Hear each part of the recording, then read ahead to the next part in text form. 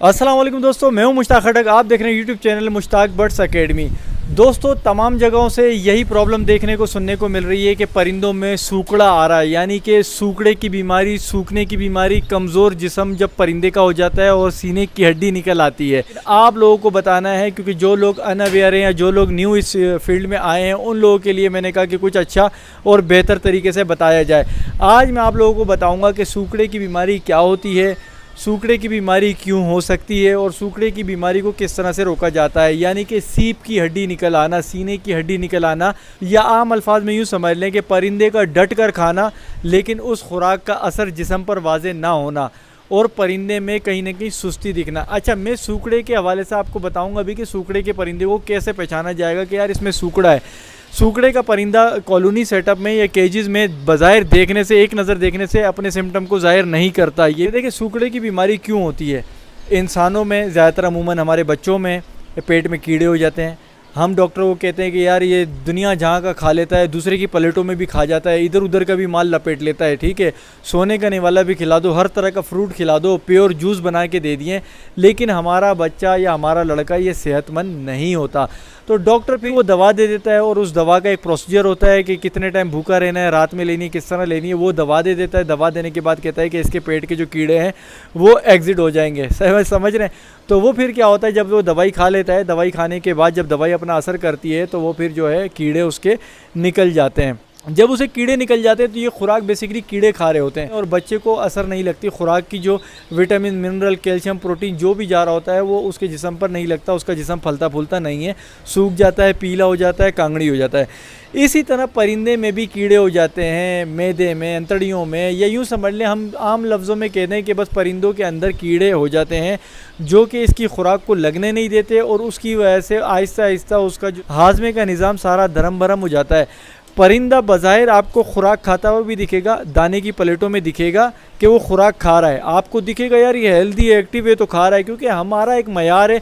हम लोग परिंदे को खाता पीता देखते हैं तो हम कहते हैं कि बस ये एक्टिव है, क्योंकि खा रहा है, पी रहा है, उड़ रहा है, एक्टिव है।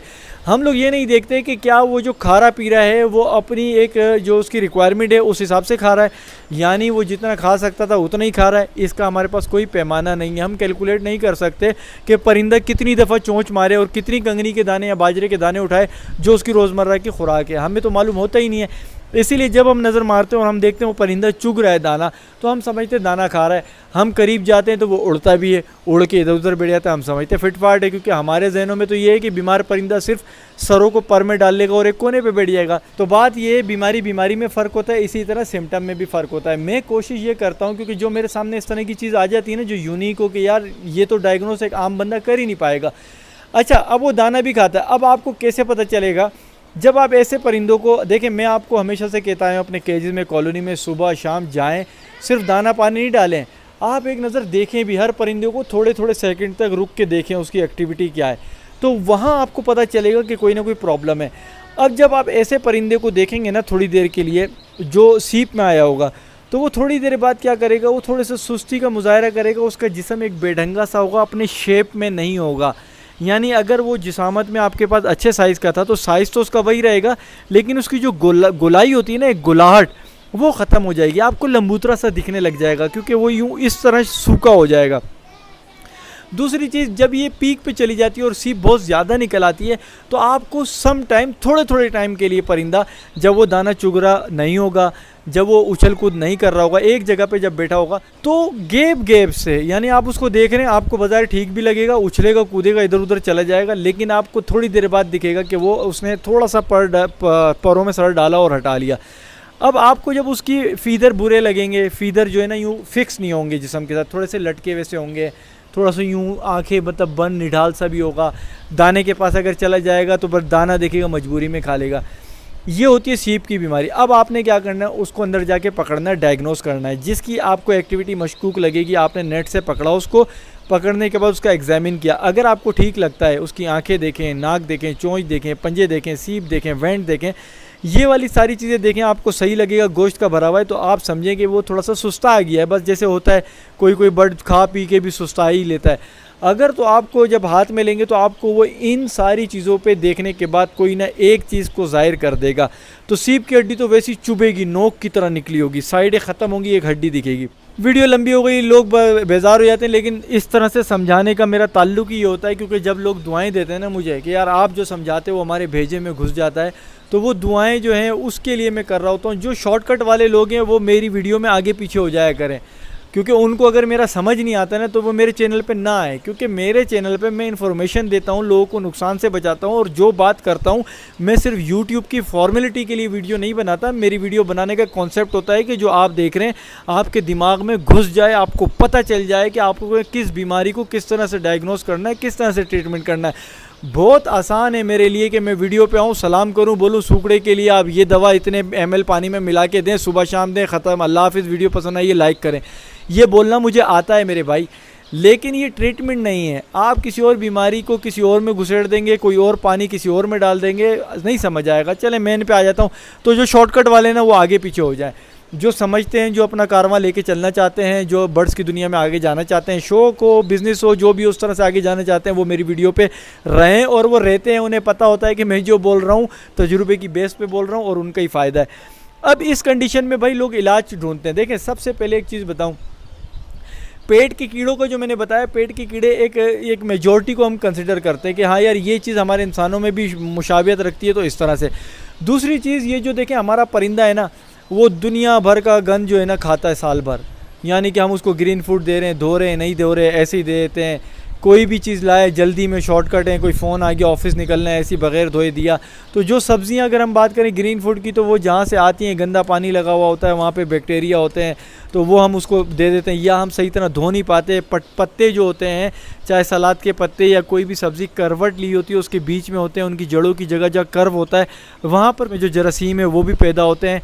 तो वो जब इनके पास चले जाता है, जो इनकी सेहत के लिए नुकसानदेह हो, जो इनकी सेहत के लिए नुकसानदेह, वो जब जाता है तो फंगल बैक्टीरिया पैदा करता है। फंगल बैक्टीरिया में भी ये चीज़ सामने आती है कि उसका स्टमक का सिस्टम ख़राब हो जाता है, मैदे का निज़ाम हाज़मा ख़राब हो जाता है। अब एक और चीज़ क्या है, हम अक्सर रखते हैं पानी के पॉट रखते हैं नहाने के लिए। अब वो जब पानी के पॉट जब छिड़काव आता है, यानी जब नहाते हैं, तो वो साथ में जो दाना होता है उस दाने पे भी गिर जाते हैं, जिसमें दाने में फूलन आ जाती है और उसमें फिर फंगल बैक्टीरिया पैदा हो जाता है। और वो अगर कोई परिंदा खा लेता है तो वो यूँ समझ ले एक जरासीम वाली चीज़ बन जाती है, और वो उसके अंदर जाके जो है ना उसका अंदर का निज़ाम जो है, हाजमे का निज़ाम ख़राब करती है, तबाह करती है, या उससे ही समझ लें कि अंदर कीड़े पैदा हो जाते हैं। इसी तरह जब बरसातें होती हैं, बारिश होती है, अक्सर कॉलोनियों में बारिश के छींटे चले जाते हैं, बारिश का जो झाज़ा होता है, फुहार जिसको कहते हैं, वो चली जाती है हवा के थ्रू, अंदर चली जाती है। कुछ लीक होती हैं छतें, वहाँ चली जाती है, तो उससे कॉलोनी के अंदर गंद बन जाता है, इनकी बीटों का और दाने का मिक्स बन जाता है। बहुत से लोग क्या करते हैं, धूप का इंतज़ार करते हैं, धूप आती है, सूख जाता है, चलने देते हैं, लेकिन वो जो पानी ठहर जाता है वो दाने को फुला देता है, दाने में एक सेम आ जाती है, जिसकी वजह से फंगल बैक्टीरिया पैदा होता है। और परिंदा जब उसको चुग लेता है, चुग के वो खा तो लेता है, लेकिन उसके अंदर जो है ये बैक्टीरिया चले जाता है और फंगल इन्फेक्शन जो बैक्टीरिया पैदा होता है, जिसकी वजह से उसका मैदे का निज़ाम, भूख का निज़ाम ख़राब हो जाता है। अब इसको दुरुस्त करने के लिए हम क्या कर सकते हैं, इस मामले में मैंने जो अपने उस्तादों से सुना, देखा, उसको इम्प्लीमेंट करता हूँ, वो मैं आपके साथ शेयर करता हूँ। कि डीवॉर्मिंग आपने नाम सुना होगा, परिंदों की डीवॉर्मिंग करवाई जाए। परिंदों की डीवॉर्मिंग करवाने की वजह ये होती है कि परिंदा साल भर जितना भी खाता है कचरा, गंद, यानी दाने के साथ जो कचरा, मट्टी, डस्ट उसके पेट में जाता है, सब्ज़ी के साथ गंदा पानी जाता है, तो हम अपना दाना देखते हैं उसमें कंकर, मट्टी दिखती है, वो चली जाती है। लोग कहते हैं यार ये परिंदे इतने समझदार हैं कि वो अपने हिसाब से कर लेते हैं। देखिए, परिंदे अपने समझदार हैं, लेकिन अल्लाह ताला ने परिंदों को, चरिंद परिंद को एक रेंज तक दी हुई है मोहलत। उनके जो दिमाग को खोला, एक रेंज तक खोला है, मुकम्मल नहीं खोला, वरना उनको इंसान बना दिया जाता। अब मिसाल के तौर पे इन्हें ये पता है कि यार पानी गहरा है, इसमें नहीं जाते, इतना सेंस इनको है। लेकिन अगर मैं यही बात करूं कि मैं दाने में जहर मिला दूं, तो जहर तो ये खा लेंगे, क्योंकि इनको तो दाना खाना है। इसी तरह जब दाने में मट्टी होती है तो मट्टी को ये खा जाते हैं। और अब कुछ लोग ये भी बोलेंगे यार कंगनी और ये जो दाने हैं, बहुत सारी सीड्स, इनको तो छिलका उतार के अंदर का बीज खाते हैं परिंदे। तो भाई अकल वालों, जब ये चोंच में पकड़ता है ना दाना परिंदा, तो उसको रोल करता है उसका छिलका उतारने के लिए। उस रोल में छिलके के ऊपर वाली चीज़ें झड़ कर उसकी ज़बान और इससे गीलेपन में तो लगती हैं, वाटर प्रूफ तो नहीं होती ना ये चीज़ें। तो वो जो थोड़ा थोड़ा जाता रहता है ना, वो भी जिस तरह हम पानी में गंदा पानी पिए तो हमारे किडनी में जो है कंकरियाँ बन जाती हैं, पथरी बन जाती है, इस तरह ये जब कचरा खाते रहते हैं मुख्तलिफ, तो ये जमा होकर कुछ ना कुछ बीमारियाँ पैदा करता है। तो उसके लिए बेहतरीन तरीका ये होता है कि डीवॉर्मिंग कराई जाए। डीवॉर्मिंग 3-3 महीने के गैप से भी करते हैं लोग, डीवॉर्मिंग साल के साल भी करते हैं। डीवॉर्मिंग का तरीका मैं आपको बताता हूँ। मैंने अभी रिसेंटली डीवॉर्मिंग कराई थी, उसमें देखें मैं आपको बता देता हूँ ताकि मेडिसिन कौन सी यूज़ होती है, कितनी यूज़ होती है, कैसी होती है, कितने की होती है, ये क्लिप आप देखें। उसके बाद मैं आपको एक और चीज़ बताऊँगा, वो भी आप इम्प्लीमेंट किया करें। दोस्तों ये देखें, आपको दिख रहा है खाली बोतल है ये वाली, ठीक है, जिसे मैंने साफ़ करके खाली कर दिया है। इसके ऊपर आपको ये जेंटल का सिरप दिख रहा है। ये है पानी से भरा हुआ गैलन, जिस पानी से मैं ये वाली बोतलें भर के अपने परिंदों को पानी देता हूँ। तो ये सुबह फजर के करीब का वक्त हो रहा है। तो अब मैं क्या करूँगा, इसे बोतल को देख लूँगा, थोड़ा सा वॉश करना, और अगर बाकी रहेगा तो वो कर लूँगा, और ये वाला पानी इसमें डालूँगा और लिक्विड को इसमें डालूँगा और इसमें डाल के मेलू बना लूँगा दवाई का, और फिर परिंदों को सर्व करूँगा। परिंदे इस वक्त सख्त प्यासे हैं, नीचे आए हुए हैं और वहाँ से मुझे देख भी रहे हैं। अगर मैं आपको दिखा सकूँ तो ये देखें,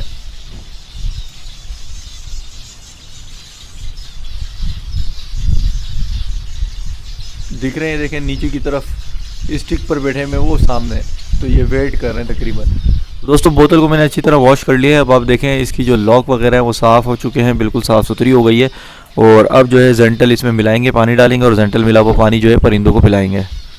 अच्छा तो दोस्तों अब जेंटल को खोल लेते हैं और खोल के लिक्विड बनाते हैं। ये मैंने बोतल निकाल ली। और इस बोतल की प्राइस देखेंगे आप, ये देखें 31 रुपये लिखा हुआ है यहाँ पे, ये देखें 31 रुपये की सिर्फ ये मिलती है। और लिक्विड को हिला देते हैं। आप सिरिंज इंजेक्शन की मदद से निकालिएगा, उसमें 5 ml जहाँ लिखा हो तो वहाँ तक सिरिंज भरिएगा और डाल दीजिएगा, उसमें लिखा हुआ होता है।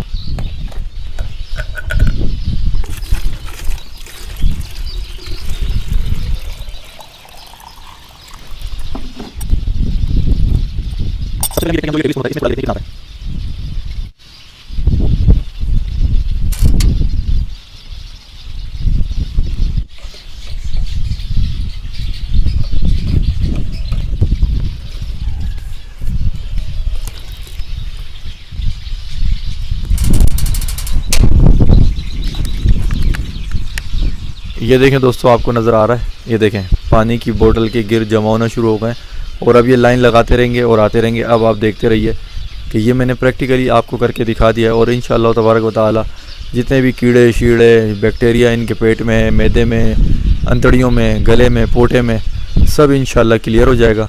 ये वीडियो आपने देखी, ये जेंटल है, डीवॉर्मिंग के लिए यूज़ होती है। अब इसका तरीक़ेकार ये है कि आप बेहतर है कि 3 महीने के गैप से करा दें और इसमें कोशिश करें कि मौसम बिल्कुल नॉर्मल हो, यानी कि मौसम ना ज़्यादा सर्द हो ना ज़्यादा गर्म हो, ऐसा अच्छा मौसम हो जो आपको और मुझे भी अच्छा लगे। क्योंकि तकलीफ़ दे मौसम में बर्ड्स वैसे ही स्ट्रेस में होता है, तकलीफ़ में होता है, उसको इस तरह के इम्प्लीमेंट करने नहीं चाहिए। खुशगवार माहौल में करें तो बेहतर नतीजे आपको मिलेंगे। डिवॉर्मिंग के लिए आप ये तय कर लें कि मौसम खुशगवार हो और ऐसे मंथ्स हो जब आपके बर्ड्स रेस्ट पर हों और मटकियाँ वगैरह ना लगी हों, तो डिवॉर्मिंग बेहतरीन तरीके से असर, यानी कि इसमें ख़तरे की कोई गुंजाइश नहीं है।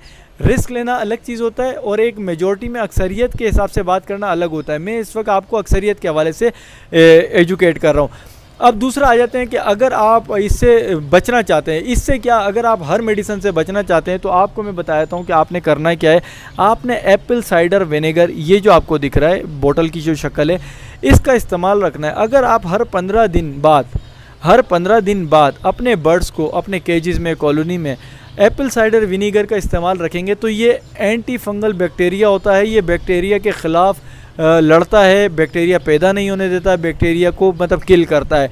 अगर आप 15 दिन के गैप से ये देंगे तो आपके उस 15 दिन के गैप में अगर कोई गलत चीज़ आपके परिंदे में खुराक के थ्रू चली गई है तो ये वैसे ही उसे अंदर किल कर देगा, यानी उससे इफ़ेक्ट होगा नहीं, परिंदा वो अपना पनपेगा ही नहीं, यानी फैलेगा नहीं वो बैक्टीरिया और बर्ड्स पर असरअंदाज ही नहीं होगा, उससे पहले ही किल हो जाएगा, ख़त्म हो जाएगा, मर जाएगा, या पैदा नहीं होगा या एनर्जेटिक नहीं हो पाएगा। एप्पल साइडर विनेगर के बहुत सारे फ़ायदे हैं।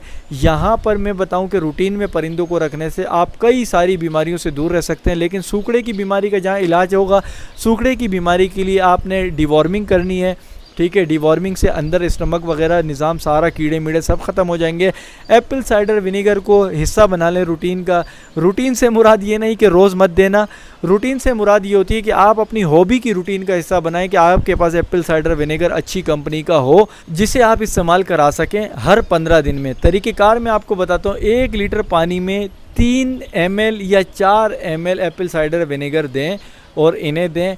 कोई भी पानी चाहे वो वैसे तो इसके कोई नुकसानात नहीं होते, ये ज़्यादा देर भी पड़ा रहेगा तो ये ख़ुद एंटी फंगल बैक्टीरिया के ख़िलाफ़ काम करता है, तो इसमें बैक्टीरिया पैदा नहीं हो सकता इस पानी में। लेकिन फिर भी अच्छी चीज़ है कि अगर आप 4-5 घंटे देते हैं, 4-5 घंटे में ये पी लेंगे, उसके बाद आप साफ़ करें, साफ़ पानी देते हैं, क्योंकि साफ़ पानी का भी इनको एक अलग ही मज़ा आता है। तो ये वीडियो थी सूखड़े की बीमारी के लिहाज से, परिंदों की सेहत के लिहाज से, डिवॉर्मिंग के लिहाज से, परिंदों में पेट में कीड़े के लिहाज से, और मैंने आपको दिखाया कि मैं आपको बना के दे रहा था। वीडियो चूँकि लंबी हो जाती है, मैं डिटेल में समझाने का कायल हूँ, क्योंकि मैं समझता हूँ जिस तरह मुझे समझ आती है बात उसी तरह मैं समझाने की कोशिश करूँ सामने वाले को समझ आए, ताकि आप एक ही वीडियो देखें और आपको दूसरी वीडियो देखने की ज़रूरत ना पड़े। वो लोग जो शॉर्टकट चाहते हैं कि हमें शॉर्टकट चाहिए तो वो शॉर्टकट तो वो मार लेते हैं, 2-3 मिनट की वीडियो देख लेते हैं। लेकिन यकीन करें कि वही शख्स जो है ना 10 से 15 बंदों की मुख्तलिफ 10-15 वीडियो देखते हैं, जबकि उनके टाइम को कैलकुलेट करें तो वो टाइम 50-60 मिनट तक चला जाता है। लेकिन जब मेरी वीडियो 7, 8, 9, 10, 11 जितने भी मिनट की बनती है उसमें मैं कंप्लीट करके ऐसा समझा के जाता हूँ कि यूँ समझ लें कि कपड़े झाड़ो, हाथ झाड़ो और जाओ, किसी और की ज़रूरत नहीं है। जब मैं भी सीख रहा था तो मैं बड़ा जतन करता था कि मुझे कोई अच्छा समझाने वाला मिल जाए और जिसकी बात मुझे समझ आ जाए और जिस पे मैं ट्रस्ट कर सकूं कि इस बंदे ने जो बताया वो बेहतर बनाया। उम्मीद है आप भी मुझ पे भरोसा करते होंगे। मेरी इस वीडियो पे जो मैंने आपको एक्सप्लेन किया वो आपको समझ आया होगा। वीडियो पसंद आई है तो लाइक कर दें, अपने दोस्तों के साथ शेयर कर दें। मिलेंगे नई टॉपिक पे, नई वीडियो के साथ। अपना ख्याल रखिएगा। अल्लाह हाफ़िज़।